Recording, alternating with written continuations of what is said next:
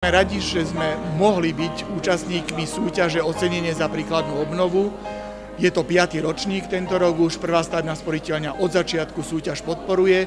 Dôvodov je niekoľko, predovšetkým objekty, ktoré sú v tejto súťaži ocenené, ostávajú v mestách, obciach, prinášajú do toho mesta a obce to, čo pred stovkami rokov v mestečkách bolo, to znamená duch, krása, veselosť, nádhera a vlastne vytvárajú na tých uliciach kolorit, ktorý by bez týchto objektov už chýbal a mesta a obce by sa stali takými indiferentnými.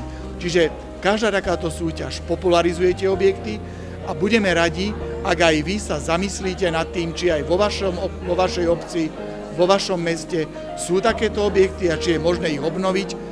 A nie len prihlásiť do súťaže, ale hlavne priniesť tieto objekty pre vašich spoluobčanov, pre vašich susedov, aby tá obec žila tým, prečo bola vytvorená, prečo vôbec osídlili ľudia tento kúsok slovenskej zeme.